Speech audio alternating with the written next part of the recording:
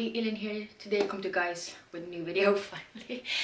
So I haven't recorded anything in like months and months and months. I had some things I recorded before, sort of took an unofficial break. I have not been reading much at all these last few months because, well, I have shit going on. So I haven't really been in the mood or had the energy to read much.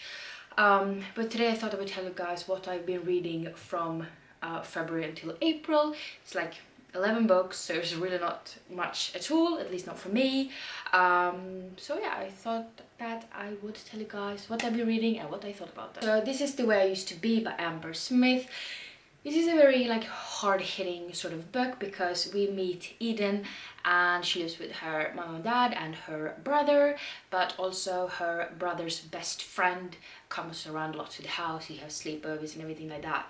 And then we get to go through Eden's life from freshman, sophomore, junior and senior year of high school, and she gets raped by her brother's best friend and she doesn't really know how to deal with it, and she doesn't really know how to tell anybody about it either. So this is basically about her trying to cope and like how rape victims can like work through these horrible events in very different ways.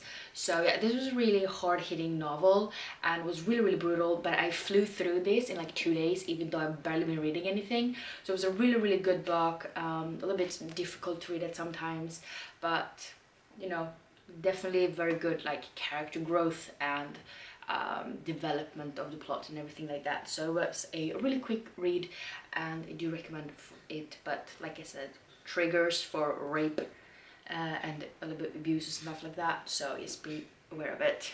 So I gave this book 4 out of 5 stars. And then we have They Went Left by Monica Hesse. This is a historical fiction book, which I also flew through when I finally did read something.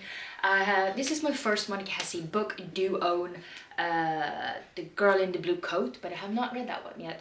But as you guys know, I love historical fiction, and this is basically about Sophia, and she and her family and everybody they know has basically lived through World War II, and she and her family end up, you know, being sent to concentration camps, and this is basically the story of what happened afterwards. She's trying to reconnect with her brother, trying to find him so they can, you know, restart their life after all of these horrible events.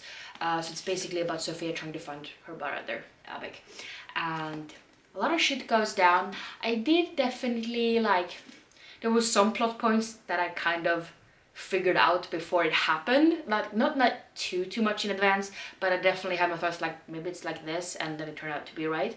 But I didn't really mind the fact that I figured it out because there was some good plot twists, and yeah, it was a really quick and good and very horrible read at sometimes, especially when she like thinks back about what she's been through and things about the concentration camps, or when they collected all the Jews in her city, deciding what to do with them and everything like that.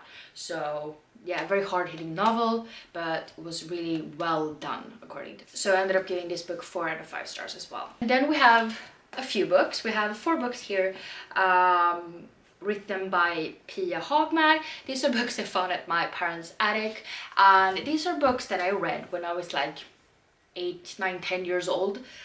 These are in Swedish. There's about a character called Clara, and she really would love to start taking writing lessons, but her mother has always said no because the writing school that is close to them, like, it's not really good, and the horse is not treated as well as the mother would have liked, and her mother has actually been like this sort of professional horse, I don't really know anything about horse, but she was a professional horse jumper. That's not what it's called at all, but never mind, pretend we didn't hear that. So I read like the first 4 books that I own. I don't own like all the books in the series, so there's some books missing here and there, but these are the first 4 I own in the series, and I have so many more, and I've brought them all back to my apartment, so it's gonna be a lot of middle grade in the future.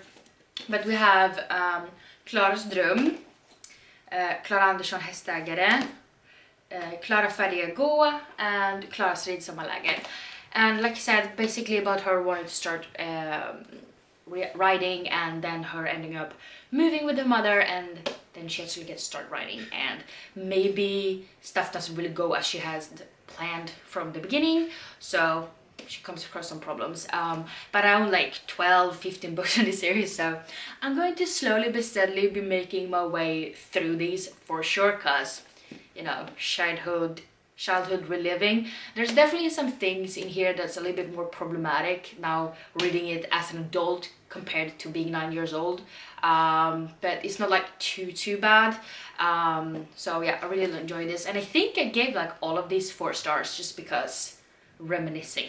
And then we have My Contrary Mary by Cynthia Hand, Brody Ashton and Jodie Meadows. This is the first book in a new series by them, but this one takes place in the same universe as My Lady Jade, which was like the first book that they wrote together. So in this one we meet Mary, and she is married off to the French crown prince, and shit goes down. Like, I mean, they live in the court, people are trying to kill them, people trying to trick them, shit goes down. But there's also like a magical aspect to it, people being able to transform into animals, but not everybody does so, and it's called Edian, but they were sort of frowned upon, people don't like them. In some countries they're forbidden and will be killed if found out. Really quick read. I love these sort of banter there's always between these characters and all the characters that they write. We get some cameos from characters from My Lady Jane, which I love, and yeah, I just really enjoyed this one, and I want them to release the next book already. I think it's come out, I want to say this year, but I'm not sure. But yeah, really enjoyed this one, and I gave this book 4.5 out of 5 stars. And then we have Aurora's End by Amy Kaufman and Jay Kristoff. This is the third and final book for the Aurora cycle trilogy. And in the first book we meet this guy named Tyler, and he is the like top pilot of the Aurora Academy, but he ends up missing his graduation, where he was supposed to be able to have first pick of who's of which like cadets he wants to fly with being in the squad. So he gets like the bottom cast just because he tried to rescue this girl called Aurora from like a wreckage in space. That sounds cool, just talking about it. So he ends up getting like the people that nobody else wanted, and they make squad 312, I think it's called. And shit goes down like in every single of these books. A little bit Twilight vibes for the second book though. It's not gonna say what because spoilers. But just I love all of the characters, and there's so many emotions and feelings, and so much shit goes wrong, and it's a little bit hard to predict what's gonna happen because, you know, and maybe that's because I'm not very well versed in like sci-fi books yet, but I'm working on it. But yeah, this is a really good book, although the aspect I didn't like in this one is like sort of time resets itself, and then like plot points are going over and over and again, and yes, you don't get like all the details, and yes, it goes through very quickly and it's still interesting and everything like that, but I just have a little bit hard time getting on that train for like every book ever. So yeah, that pulls down the overall rating of it a little bit, but I did end up giving this 4 out of 5 stars. So even if I haven't read much, at least I've read good books, the ones I have picked up, so that's good. And then we have A Time of Dread by John Gwynne, because as you guys know, I'm a John Gwynne stan by now. So this is his other series called Of Blood and Bone, and this is the first one, and this one takes place like in the same world as the Faithful and the Fallen series, which is the quartet of books I just finished a few months ago, but this one takes place like a couple of 100 years later, so we get to follow like the Ben Elim and the bad guys, so basically angels and demons and then humans, and we get to follow a couple of different characters. We have some characters from the first series that are still alive and kicking in this book, and it's awesome. And they also talk a lot about the characters from like the first series that are, well, obviously dead since it's been a few hundred years, but you get to know like a bit of what happened to them, even though you don't really get to relive it. But they say like this one ended up with that one, and that's their great grandchild or whatever. So that's really interesting. So we get a little bit wrapped up there, and this is a really good series as well, although I've been having a hard time getting my hands on book number 2 because it's keep being sold out. So I mean, I should be happy for everyone else also discovering John Gwyn, but that really annoys me.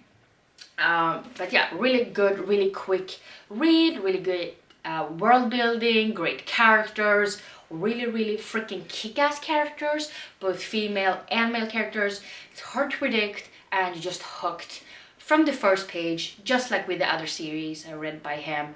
And just read John Gwyn, please. And I ended up giving this book 4.5 out of 5 stars. And then we actually have an audiobook that I listened to, which is The Murder of Roger Aykroyd by Agatha Christie. This is the 4th book in the series about Hercule Poirot.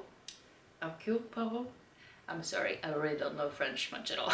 But basically about this rich guy being killed, and at first they think like he killed himself, but then they keep on finding more and more evidence telling them that Roger Ackroyd did not kill himself, that he was actually murdered. And Hercule Poirot turns out to be like, he joins forces with this sort of doctor, and they're trying to figure out what happened, and they interview people, and shit goes down, a lot of drama behind the scenes and stuff. And yeah, I ended up giving this like 3 out of 5 stars because I've definitely read better Hercule Poirot books before, Murder on the Orient Express being one of them. But yeah, it was an enjoyable listen, a very good audiobook and everything. And then I read A Night to Surrender, which is book 1 in the Spindle Cove series. I don't really know how many books are supposed to be, by Tessa Dare. And I have been, like last year I was introduced to historical romance, and I'm kind of hooked, to be honest, because you like historical stuff, and I've started to realize that romance reads are really good to read if you want something quick, and if you're like me, having trouble to find the energy and like the mental strength to actually sit down and read a book. So I've been reading a lot of these books the last like year or so, but in this one we meet a girl named Susanna, and she lives in this place called Spindle Cove. And basically there's almost just females there. The only men that live there are on the older side, or like boys. And one day there comes this very handsome man, and he ends up getting the position of Earl, and he's trying to build up a military to protect this place, because that's like his orders and everything. And he and Susanna meets, and shit goes down, to say the least. So it's very eventful, it's very cute, there's a lot of drama, and I really like historical fiction, but also like romance books where it's not all about the love, there's like plots besides the love part. And that's definitely a part of Tessa Dare's book, because I've read a few of her books right now, and they're really fast-paced, really entertaining, and really good. So I ended up giving this book 4 out of 5 stars. So yeah, those were all of the 11 books I read from the month of February until April. I have not read a lot, and probably gonna have to lower my Goodreads goal with like 500 books or something. I think it's on 100, and I read like nothing. But yeah, like I said, I've been having trouble finding the motivation to read, and that's not just the year, it's like the last, basically since the pandemic started, because that's when life went downhill. Anyways, I hope you enjoyed this video. Please let me know down below if you read any of these books and what you thought about them, without spoiling of course. And yeah, I hope to see each other in the next one. Bye!